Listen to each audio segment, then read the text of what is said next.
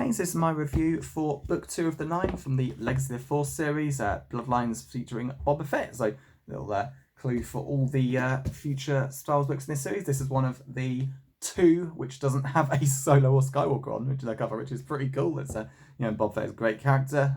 Again, this is Boba Fett before, spoiler for Disney era Star Wars. They reset things and say that Boba Fett and his dad are not Mandalorians anymore. That Jango Fett's just a common bounty hunter who somehow got Mando armor.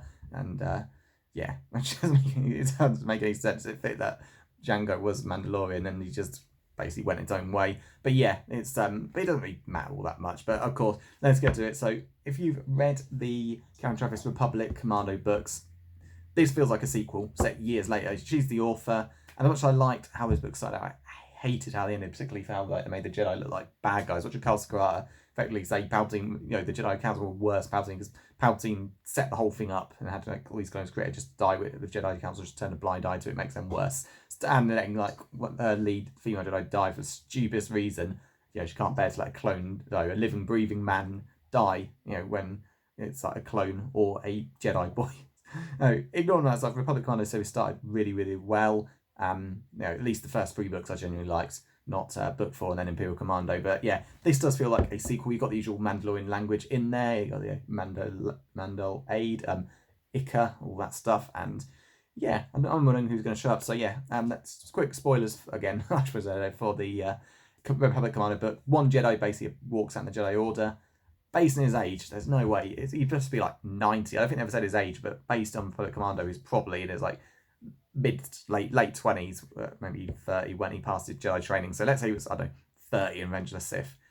And then jump ahead nearly 20 years, let's just say, it was, 31. And then 19 years, that would make him 50 in A New Hope. This is 40 years later, so yeah, he'd be 90. So I don't know if he hasn't actually shown it yet, Barden Jusic, but he might. Count Travis writes book 5 and 8 as well, so there's a chance. It's pretty unlikely, but it's not impossible because you're going to go back to Mandalore and all that stuff. But yeah, so this is Boba Fett's story. I quite liked it. He's a good character. He's trying to find meaning in his life. Trying to find, he's genuinely ill now, dying. Trying to find a cure. Again, going back to the whole can any cloners find a cure to stop the accelerated aging, all of that stuff, because that storyline kind of just fell apart.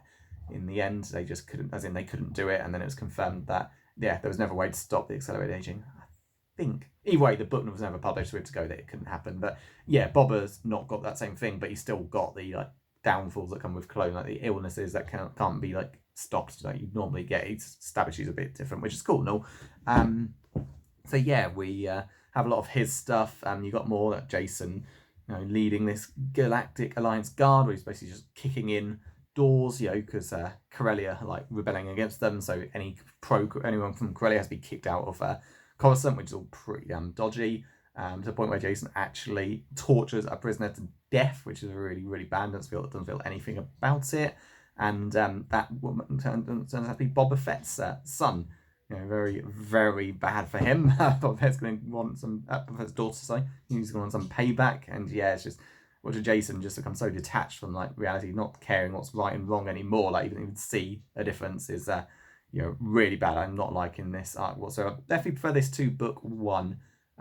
But that was not a good start to the series, to be honest.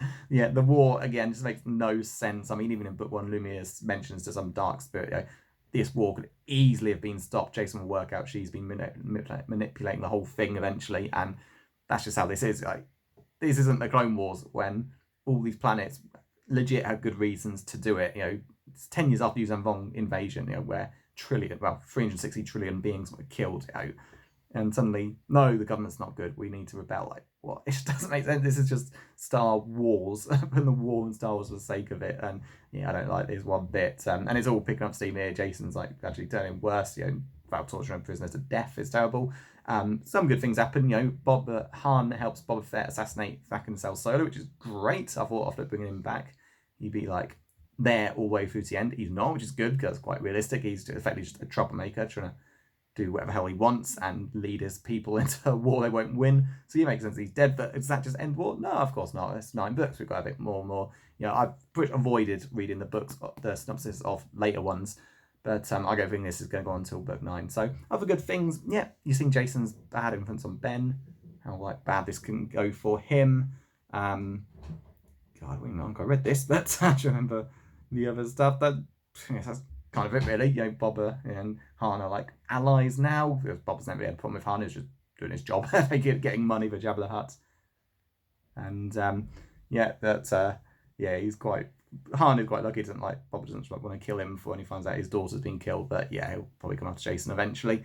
So yeah, that's kind of it. You know, Luke and Mara and the others aren't doing a huge amount. This is a lot of this is like Boba's story and his like Mandalorian history, all that stuff. So it's good if you do like that stuff. But yeah, it's just carrying on. Nothing particularly amazing to be honest. Decent book, about 3 out of 3.